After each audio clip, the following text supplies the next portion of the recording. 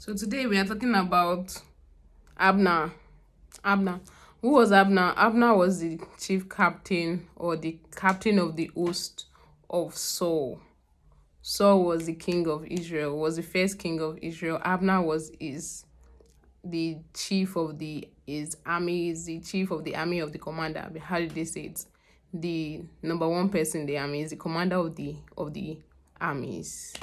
So this guy did not die when Saul had died. So the battle that killed Saul and his sons, he didn't die in that way because of that battle.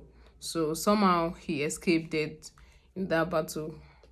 But something killed him, right? So he had died. So he had died because Joab was the chief captain of King David.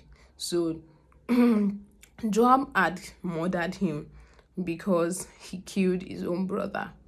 Because he killed his brother, and the name of his brother is Asahel. So he had killed his brother.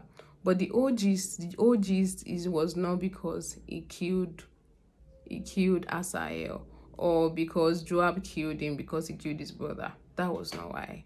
So he actually died because Ishbosheth is the son of King Saul. So after all his brothers died, I don't think he went to the battle with them. He was still young.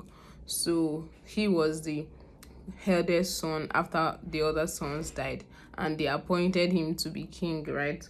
After his father had died and his brothers. So Abner he had gone to apparently have an affair with Saul's concubine. So Ishbosheth, the latest king of Israel, had confronted him that why would you go and have an affair with my father's concubine. So, and this guy got angry. He got angry that why would you challenge me? Why would you challenge me? I was the one who made you king.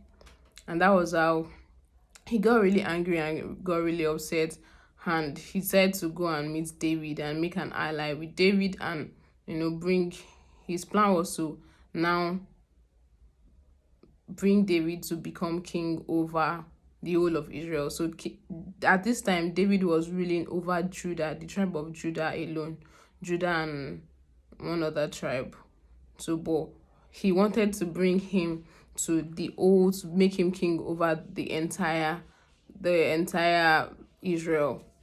So, what the real lesson for this story is the fact that Abner wouldn't have died if she didn't reject the rebuke. He was not practically even rebuking him, he was just challenging him. She was just like shoulder to shoulder that why would you go into my father's concubine? And that was what he got angry at and said to return the kingdom to King David. Anyways, God has spoken about King David that was going to become the king, right? Yes, but I don't think he would have died if he didn't see that challenge, or that guy challenging him as a threat.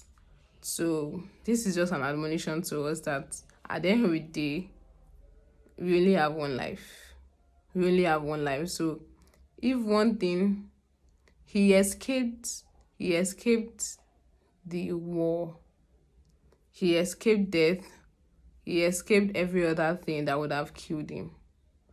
The only thing that he could not escape was his own character, his own bad behavior of him going to go and have an affair with his boss's. Yes, his boss was now dead, but his boss's concubine. So, and that was what actually killed him. That was what killed him, not necessarily because Joab killed him because of his. Yes, that was part of it, but the major thing that led to his assassination was the fact that Ishbosheth stood up to him to challenge him. So let's watch our characters, let's watch our weaknesses, let's watch those things that